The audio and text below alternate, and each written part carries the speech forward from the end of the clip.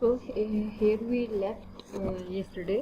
यहाँ पे हम लोगों ने स्टॉप कर दिया था. That was this was still up to lecture number 1 part A, जिसमें हमने देखा था कि कंप्यूटर क्या है, कंप्यूटर में जो डिफरेंट डिवाइसेस हैं वो कौन कौन सी हो सकती हैं, मतलब कंपोनेंट्स कौन कौन से हैं.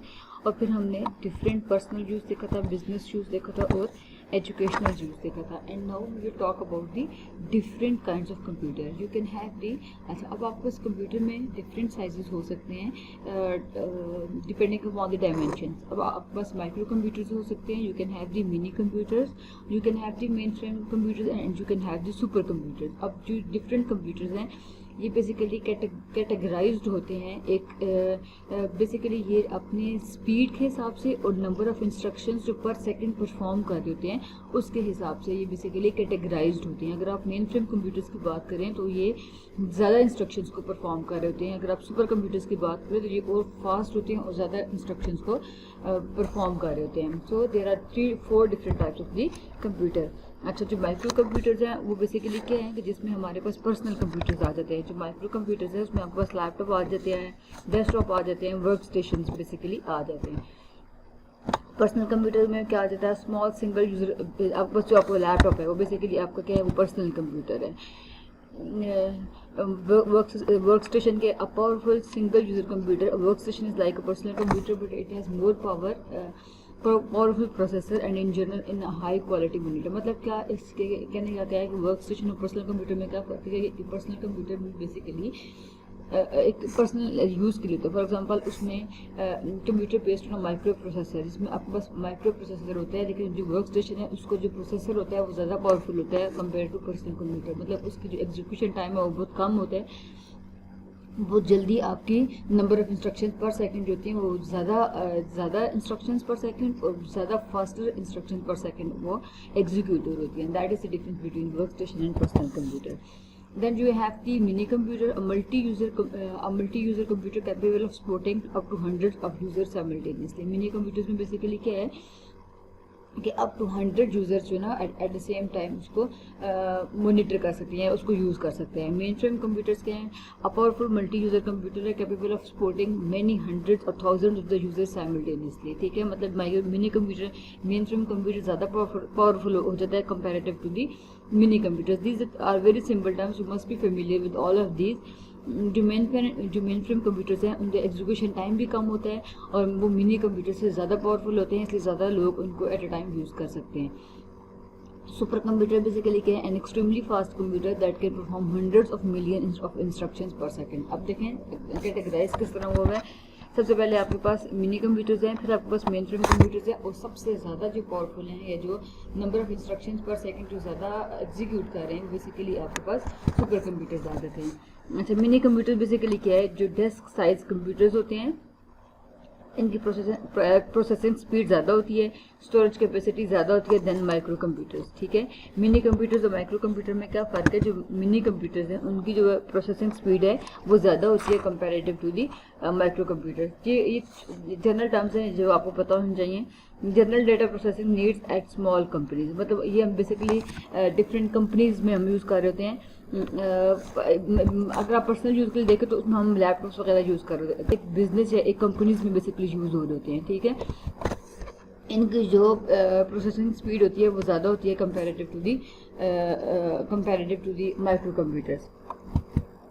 अच्छा, मेन फ्रेम कंप्यूटर्स के हैं कि larger machines with special wiring and environmental controls. ठीक है, जो मेन फ्रेम कंप्यूटर्स हैं वो उससे भी ज़्यादा पावरफुल होते हैं comparative to the mini computers. इनकी जो प्रोसेसिंग स्पीड होती है वो ज़्यादा होती है और जो typical machines in large organisations, मतलब अगर आप बड़ी ऑर्गेनाइजेशंस में देखें तो ये अगर फॉर एग्जांपल एक ऑर्गेनाइजेशन है वो बहुत ह्यूज लेवल की है तो उसमें आपको मेन फ्रेम कंप्यूटर्स नज़र आ रहे होते हैं. सुपर कंप्यूटर्स बेसिकली क्या है, ये उससे भी ज़्यादा पावरफुल हैं.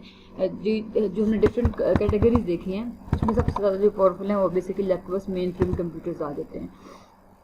ये बेसिकली जो बहुत ज़्यादा मैथमेटिकली कम्प्लेक्स प्रॉब्लम्स होती हैं उनको सॉल्व करने के लिए, क्योंकि वहाँ पे कंप्यूटेशनल स्पीड ज़्यादा चाहिए होती है तो उनके लिए बेसिकली हम सुपर कंप्यूटर्स को यूज़ कर रहे होते हैं. You can see the super computers over here. अच्छा, अब आप बस एक कंप्यूटर सिस्टम के कौन कौन से पार्ट्स आ जाते हैं।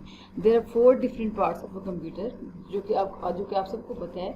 The first one is the computer hardware, second one is the computer software, the third one is the data, the fourth one is the user और पीपल। ठीक है, एक कंप्यूटर के डिफरेंट पार्ट्स होते हैं। जो सबसे पहला पार्ट है दैट इज द हार्डवेयर भी होता है, एक कंप्यूटर में सॉफ्टवेयर होता है। You can C from the picture, ये आपके पास डेटा है जो कि एक बेसिकली एक पर्सन एक कंप्यूटर के अंदर इंसर्ट कर रहा होता है। ठीक है, वो आप बेसिकली माउस के थ्रू या आप कीबोर्ड के थ्रू एक हार्डवेयर में पुट कर रहे होते हैं। ठीक है, वो डेटा फिर बेसिकली सॉफ्टवेयर में प्रोसेस होता है और फिर वो मेमोरी में भी स्टोर होता है, वो प्रोसेस भी होते हैं और उसके बाद वो डेटा आपको मिल रहा होता है। सो ये बेसिकली डिफरेंट इस तरह से कनेक्टेड है, हार्डवेयर है, सॉफ्टवेयर है, डेटा है और पीपल है। ठीक है, पीपल में बेसिकली क्या है कि पीपल बेसिकली ये तीनों चीज़ें यूज़ कर रहे होते हैं। जो यूज़र्स हैं, जो एंड यूज़र्स हैं, वो ये तीनों चीज़ें यूज़ कर रहे होते हैं। वो डेटा भी यूज़ कर रहे होते हैं, वो सॉफ्टवेयर भी यूज़ कर रहे होते हैं, वो हार्डवेयर भी यूज़ कर रहे होते हैं। अच्छा, कंप्यूटर हार्डवेयर बेसिकली क्या है? A computers hardware consist of an electronic device the parts you can see and touch. ठीक है, कंप्यूटर बेसिकली क्या है? कंप्यूटर का हार्डवेयर बेसिकली क्या है? वो फिजिकल डिवाइसेस जिनको आप देख भी सकते हैं और जिनको आप टच भी कर सकते हैं। ठीक है, in other words these are tangible parts of a computer. Tangible parts का मतलब क्या है कि इनको फिजिकली आप देख सकते हैं। ठीक है, the term is very common कि जो वो डिवाइसेस जो कि आपको विजिबल नज़र आ रही हैं वो बेसिकली अपना कुछ एक्शंस परफॉर्म कर रही हैं, तो बेसिकली आपके पास क्या कंप्यूटर हार्डवेयर है। The term device refer to any device of the hardware by the computer such as keyboard, monitor, modem, mouse. मतलब आपके पास डिफरेंट पार्ट्स बताए गए हैं जो कि हार्डवेयर बेस्ड है। आपको मैं बहुत सरसरी से बता रही हूँ क्योंकि ये जो इन्फॉर्मेशन है ये आपको ऑलरेडी भी होती है। These are mechanical devices that make up the computer. Mechanical devices का मतलब क्या है? ये कुछ छोटी छोटी मशीन्स होती हैं और ये कंप्यूटर के ये सब मिल के जब कनेक्ट होती है तो एक कंप्यूटर मशीन बना रही होती है। ठीक है, फॉर एग्जांपल आपके पास माउस है, कीबोर्ड है, सीपीयू है, मॉनिटर है, ये आपके पास छोटी छोटी डिवाइसेज हैं, मैकेनिकल डिवाइसेज हैं। ठीक है, ये हार्डवेयर के पार्ट्स जो कि मैकेनिकल डिवाइसेज हैं, जब ये सब मिल जाती हैं तो आपके पास एक कंप्यूटर सिस्टम बन जाता है। कंप्यूटर हार्डवेयर कंपोनेंट्स का मतलब क्या है? अब आप इसमें देखिए, आपके पास डिस्प्ले आ रहा है, आपके पास सिस्टम यूनिट आ रहा है, आपके पास फ्लॉपी डिस्क आ रही है, CD रोम आ रहा है, कीबोर्ड आ रहा है, आपके पास माउस आ रहा है। ये सारी चीज़ें आपको एरो के थ्रू शो की गई हैं। अब ये सारे मिल के आपके पास एक कंप्लीट कंप्यूटर को बना रहे होते हैं। ये सारे आपके पास टेंजेबल थिंग्स हैं, प्लस ये सारी आपके पास मैकेनिकल डिवाइसेज हैं, प्लस ये आपके पास ये हार्डवेयर कंपोनेंट्स हैं। ठीक है, तो ये बेसिकली आपके पास क्या है? एक कंप्यूटर हार्डवेयर। ठीक है, और बाकी हार्डवेयर कंपोनेंट्स कौन कौन से हो सकते हैं? You can have the DVD drive, आपके पास DVD ड्राइव हो सकती हैं। You can have the CD writer, you can have the sound card, speakers, modem, modulation और डीमॉड्यूलेशन इसमें आप कर रहे होते हैं। प्रिंटर्स हो सकते हैं आपके पास डिफरेंट हार्डवेयर कंपोनेंट्स। अच्छा, इसके अलावा आपका टास्क है कि आपने इसके अलावा कोई हार्डवेयर कंपोनेंट्स को सर्च करना है। अच्छा, पेरिफेरल्स बेसिकली क्या है? A peripheral device designates equipment that might be added to a computer system to enhance its functionality. ठीक है, एक पेरिफेरल बेसिकली क्या है? अच्छा, पेरिफेरल में आपको मैं एक टर्म बता दूँ कि वो डिवाइसेज जो कि कंप्यूटर से कनेक्ट होती हैं कंप्यूटर में कुछ इन्फॉर्मेशन को फीड करने के लिए, और जो कंप्यूटर से इन्फॉर्मेशन को लेने के लिए डिवाइसेस होती हैं वो बेसिकली आपके पास पेरिफेरल्स होते हैं। ठीक है, मतलब वो डिवाइसेस जो कि कंप्यूटर की फंक्शनैलिटी को इन्हेंस कर रहे होते हैं वो पेरिफेरल्स होती हैं। लेकिन जो प्रोसेसिंग होती है कंप्यूटर के अंदर वो उसके पेरिफेरल नहीं हो सकता। ठीक है, एक कंप्यूटर में फॉर एग्जाम्पल आपके पास CPU है तो वो कोई ना कोई प्रोसेसिंग परफॉर्म कर रहा है, तो वो कंप्यूटर का पेरिफेरल नहीं है। ठीक है, पेरिफेरल वो डिवाइसेज होती हैं जब आप कनेक्ट करते हैं ताकि आप उसकी फंक्शनैलिटी को इन्हेंस कर सकें। ठीक है, अगर आपके पास प्रिंटर है तो प्रिंटर कनेक्ट होगा तो आपकी फंक्शनैलिटी, आपकी कंप्यूटर की फंक्शनैलिटी को इंक्रीज़ कर रहा है कि आपको प्रिंटिंग भी साथ साथ करके दे रहा है। स्कैनर है तो आपको कंप्यूटर आपको साथ साथ स्कैनिंग भी करके दे रहा होता है। ठीक है, मतलब स्कैनर आपने कनेक्ट कर दिया, स्कैनर एक पेरिफेरल डिवाइस है कंप्यूटर के लिए।